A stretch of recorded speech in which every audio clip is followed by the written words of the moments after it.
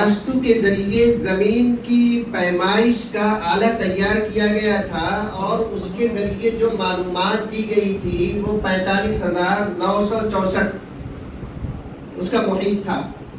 یعنی زمین کی جو گولائی ہے یہ 45,964 کلومیٹر کا معاملہ تھا مسافت کی. پہلا مسلمان یہ پیدا ہوا مامون رشید کے عہد میں، اور اس نے جو آلہ تیار کیا اس کے ذریعے سے اس نے یہ بتایا کہ ارسطو کا بتایا ہوا اور ارسطو کا معلوماتی جو پیمانہ ہے یہ پیمانہ غلط ہے، اور صحیح یہ ہے کہ 25,898 ہے. بعد میں اس عہد میں جب نئے نئے آلے تیار ہوئے اور اس کے ذریعے سے یہ پتہ چلا کہ زمین کا پورا قطر اور زمین کی پوری پیمائش اور اس کی پوری مسافت 24,000 اور کچھ 24,400 کلومیٹر ہے. پتہ یہ چلا کہ جو مسلمان سائنسداں نے آج سے 1,000 سال پہلے 1200 سال پہلے بتایا تھا، وہ 1200 سال پہلے اس نے جو معلومات دی تھی وہ معلومات آج کی معلومات سے تھوڑا سا کم ہے. یہ ایک مثال تھی، ورنہ مسلمانوں نے جو کتابیں سائنسی موضوعات پر لکھی ہیں، انہی سائنسی موضوعات پر جو کتابیں چھپی لکھی گئیں، ان کتابوں کو یورپ نے جب اس کا عہد زرعی شروع ہوا، علمی دور شروع ہوا، تو ان کتابوں کے تراجم انہوں نے کیے، ان کتابوں کو ایڈٹ کیا، اسے محفوظ کیا. یہ صحیح ہے کہ یورپ نے مسلمانوں کی ان کتابوں کو حفاظت سے رکھا اور ان کتابوں سے اسی نے استفادہ کیا اور اسی نے اسے سمجھا اور پڑھا، اس کے مطابق اس نے کوششیں کی، اس کے مطابق اس نے اپنی محنتیں اپنی صلاحیتیں صرف کی. اللہ تبارک و تعالی نے دنیا کی قیادت بھی ان کے ہاتھ میں دے دی. لیکن صحیح بات یہ ہے کہ جو کچھ بھی انہوں نے اضافہ کیا اور جتنی سائنسی چیزیں چاہے زمین سے متعلق ہو چاہے آسمان سے متعلق ہو، سب کا سب ابن رشد سے لیا، الفارابی سے لیا، ابن الہیثم سے لیا، الخارزمی سے لیا، البیرونی سے لیا. البیرونی نے جو کتابیں لکھی ادبیات پر لکھی وہ کئی جلدوں میں 20 جلدوں میں وہ کتابیں لکھی، اور خارزمی نے بھی کتابیں لکھی. آپ کو معلوم ہونا چاہیے کہ ابن سینا کے استاد جو ابو الحسن تھے، ابو الحسن نے سب سے پہلے نگاہوں میں جو کمزوری آتی ہے، جو آج شیشہ اور اینک رائج ہے، سب سے پہلے انہوں نے اس کا ایجاد کیا. کاغذ کا ایجاد سب سے پہلے الکندی نے کیا، اور اسی طریقے سے جو ہے توپ کا ایجاد اور بارود کا ایجاد سب سے پہلے الکندی نے کیا. کتنے نام گنائے جائیں، یہ چند منٹوں کے لیے اور چند لمحوں میں یہ باتیں نہیں بتائی جا سکتی. یہ تو پوری جب کتاب لکھی جائے اور لکھی ہوئی ہے. ہاں، یہ اور بات ہے کہ یورپ نے استفادہ کرنے کے بعد ان کا نام چند ایک کے علاوہ اور لوگوں کا اس نے نام نہیں لیا، یا نام لیا تو ایسا بگاڑ کے نام لیا کہ دنیا یہ سمجھتی ہے کہ یہ یورپین لوگ ہیں، حالانکہ یہ سب عرب تھے اور سب عالم اسلام کے تھے. اس نے الخارزمی کا نام لیتا ہے. ابن الہیثم کا نام ان کی کتابوں میں آتا ہے، لیکن ابن الہیثم کا نام اس طریقے سے وہ لیتے ہیں کہ ابن الہیثم نہیں رہ جاتا، ابن سمجھ میں آتا ہے، الہیثم سمجھ میں نہیں آتا. الخارزمی کا نام لیتے ہیں، لیکن الخارزمی میں وہ اس طریقے سے نام لیتے ہیں کہ جو سننے والا یہ سمجھتا ہے کہ یہ بھی کوئی جو ہے یورپ کا یا کوئی امریکہ یا کوئی جرمن فرانس کا کوئی رہنے والا ہوگا. ہاں، اس میں سے انصاف پسند لوگ ہیں اور کچھ ایسے بھی ہیں جنہوں نے اس کا اعتراف کیا کہ جتنی سائنسی چیزیں ہیں، چاہے وہ فلکیات سے متعلق ہوں، چاہے وہ زمینی سائنس سے متعلق ہوں، یہ سب کے سب مسلمانوں کی دین ہے. ایک کتاب ہے جو ڈکشنری آف بایوگرافی، اس کے اندر اس کا مصنف چارلس ہے، اس نے وہ لکھا ہے کہ مسلمانوں نے اپنے دور میں سب سے اہم کام اور بنی نوع انسان کا مین کام اور عظیم الشان کارنامہ اس نے سائنس سے متعلق انجام دیا ہے. اور پھر اس کے بعد اس نے مسلمانوں کا نام لیا ہے اور ان کی تحقیقات کا، ان کی تفتیش کا، ان کی دریافتوں کو بتایا ہے.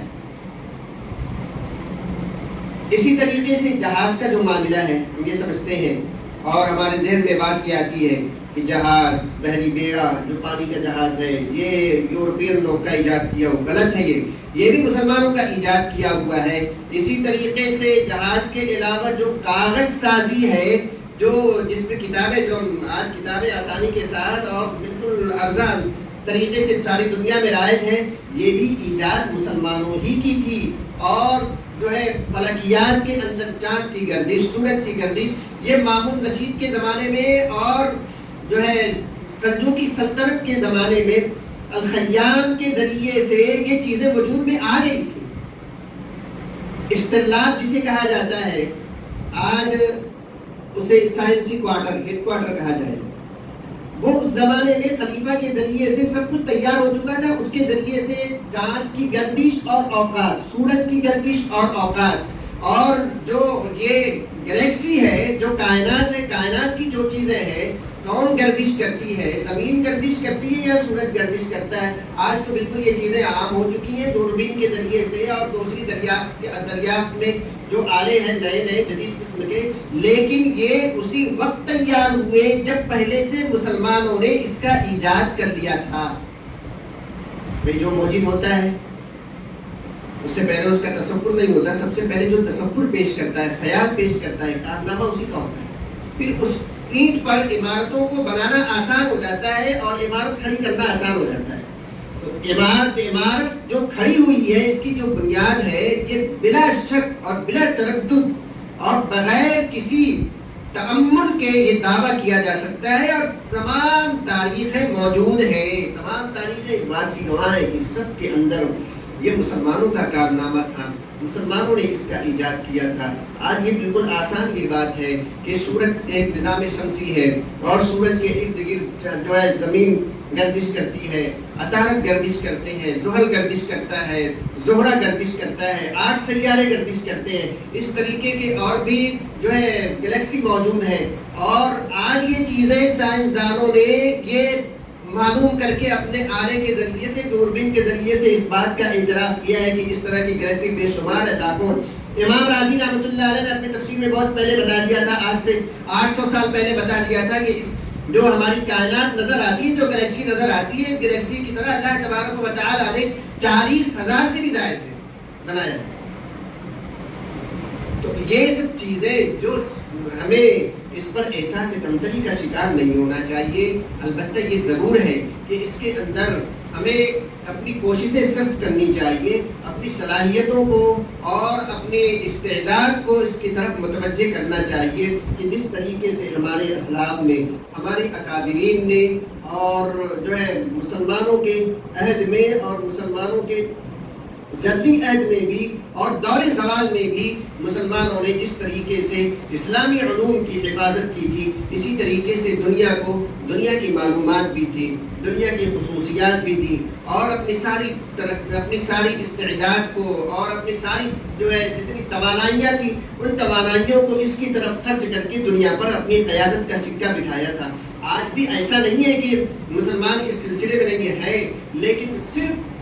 افسوس اس کا ہے کہ جو بڑی بڑی قیادتیں ہیں، جو ممالک ہیں، اسلامی ممالک ہیں، ان کے اندر یہ طرف نہیں پائی جاتی۔ اگر وہ اس کی طرف توجہ کر لے تو دنیا یہ تسلیم کر لے گی، اور تسلیم کرنے کے علاوہ چارہ بھی نہیں رہے گا کہ آج بھی سائنسی علوم مسلمانوں کے ہاتھ میں ہے، چونکہ وہ جو ہے ان کا جو مرتبہ ہے اور ان کا جو درجہ ہے وہ ایک حاکمیت پر ہے، اس لیے دنیا تسلیم کر لے گی۔ اور رعایا کے انداز میں تابع کے طور پر بے شمار مسلمان آج بھی سائنسی خدمت کر رہے ہیں۔ خود جو چندریان گیا، اس میں بھی متعدد ایسے افراد ہیں جو اہل اسلام ہیں، جو مسلمان ہیں، انہوں نے ان کی استعداد کی وجہ سے اپنی صلاحیتوں کو انہوں نے اس کو دیا، ان کی صلاحیتوں کی وجہ سے اسے کامیابی ملی۔ کسی نہیں معلوم کہ ہندوستان کے اندر جو میزائل ہے، اس میزائل کا بانی اور اس میزائل کا باوا یہ عبدالکلام ہے، اور اس سے پہلے بھی ایسی بے شمار مثالیں ہیں کہ مسلمانوں نے جو ہے اس سلسلے میں کارنامے انجام دیے، لیکن چونکہ وہ ماتحت تھے، اور ماتحتوں کا کوئی شمار دنیا پہلے بھی نہیں اس نے کیا، آج بھی نہیں کی ہے، کر رہی ہے اور آئندہ بھی نہیں کرے گی، اس کا امکان بہت کم ہوتا ہے۔ ہاں، اس کے اوپر جو لوگ اس کے اوپر جو ذمہ دار قسم کے ہوتے ہیں اور جو قائد وہ قسم کے ہوتے ہیں، اپنی قیادت ان کی قیادت اگر جو ہے اہل اسلام میں سے ہو تب ظاہر ہے کہ دنیا تسلیم کرے گی۔ تو خلاصہ یہ ہے کہ اللہ تبارک و تعالیٰ کے دین کے ماننے والوں نے اور نبی اکرم صلی اللہ علیہ وسلم کے پیروان اسلام نے ہر زمانے میں اس دنیا کو، دنیا انسانیت کو بے شمار ایسی چیزیں دی کہ دنیا ان سے بالکل قطعاً ناواقف تھی۔ آج یورپ کا غلغلہ چاروں طرف ہے اور یورپ کے قصیدے اس لیے پڑھے جاتے ہیں کہ اس نے سائنس کی طرف اپنے قدم بڑھائے، اپنی کوششیں صرف کی، توانائیاں صرف کی، دنیا ان کے قصیدے پڑھ رہی تھی۔ لیکن صحیح بات یہ ہے کہ اس کا صحرا یعنی اسلام کے سر جاتا ہے، ورنہ آپ تھوڑا سا اگر پیچھے جائیں تو آپ کو یہ معلوم ہوگا کہ یورپ کے اندر عیسائیت کے علاوہ اور مذہبی چیزوں کے علاوہ دنیا کے سلسلے میں تحقیقات کا اگر کوئی قدم بڑھانے کا خیال بھی اگر پیدا ہو جاتا تھا تو اسے باغی قرار دیا جاتا تھا، مجرم قرار دیا جاتا تھا۔ ایسی کوئی چیز جو تحقیقات کے سلسلے میں ہو، جو ادبیات اور مسلمانوں جو انسانیت کو ترقی دینے کے لیے اگر دریافت کا کوئی قدم بڑھتا تھا تو یہ چیزیں چاہے گلیلیو ہو، چاہے نیوٹن ہو، چاہے جو ان کے جو ساتھی ہم عصر ہوں، یہ سب اپنے زمانے میں ڈرے سہمے تھے کلیساؤں سے۔ جب تک کلیسا کا اور جب تک عیسائیوں کی مذہبی اجارہ داری یورپ پر تھی تب تک سائنس کے سلسلے میں اور فلکیات ارضیات کے سلسلے میں کوئی علم قابل قبول نہیں تھا۔ یہ تو اسلام صرف تھا جس نے ہر زمانے میں اس کی حوصلہ افزائی کی، دنیاوی علوم کی حوصلہ افزائی بھی کی اور جو ہے دینی علوم کی بھی حوصلہ افزائی کی۔ صحیح بات یہ ہے کہ اس کے یہاں کوئی خالہ ہی نہیں تھا۔ جو آدمی محدث رہتا تھا وہی مورخ بھی رہتا تھا اور وہی سائنسداں بھی ہوا کرتا تھا۔ جو آدمی طبیب ہوا کرتا تھا،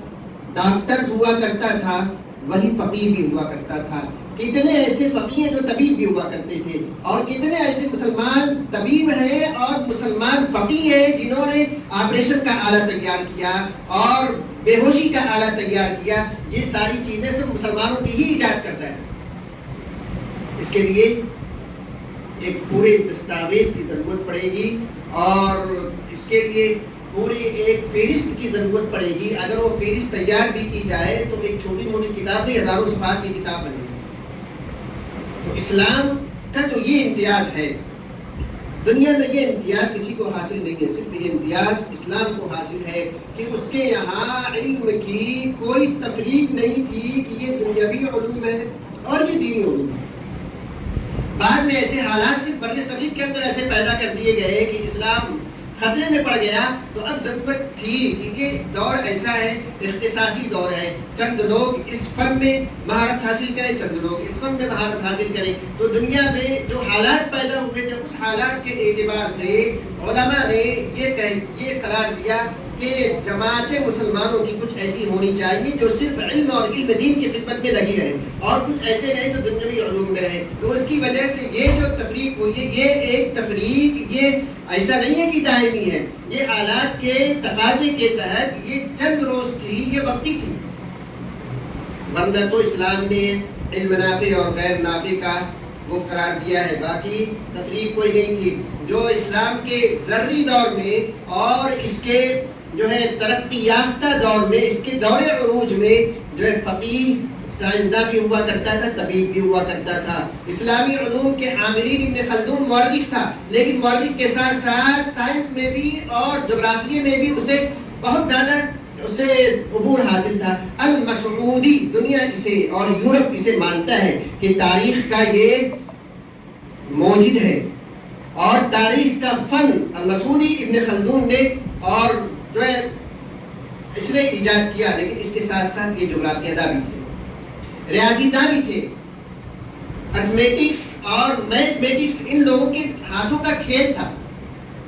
ابن سینا تھے، فارابی تھے، یہ ایسا نہیں تھا کہ صرف سائنسداں تھے، انہیں فقہ بھی حاصل تھا، تاریخ بھی حاصل تھی اور دوسرے علوم بھی، اسلامی علوم میں انہیں مہارت حاصل تھی۔ تو یہ اسلام کا امتیاز ہے اور ہمیں اس پر فخر ہونا چاہیے، اور ہمیں اس پر جو ہے احساس کمتری نہیں، احساس برتری کے ساتھ جینا چاہیے کہ اللہ تبارک و تعالی نے اس دین کے اندر ہمیں پیدا کیا جس دین کے اندر دنیاوی علوم سے لے کر کے تمام چیزوں کی خصوصیات اور تمام چیزوں کے اندر غور و فکر کا جو جذبہ پیدا کرتا ہے، اور کہیں کسی بھی موقع پر علم کی کوئی اس کے اندر حوصلہ شکنی نہیں کی گئی، ہر موقع پر حوصلہ افزائی کی گئی۔ اللہ تبارک و تعالی ہم تمام لوگوں کو عمل کی توفیق عطا فرمائے۔ وآخر دعوانا الحمدللہ۔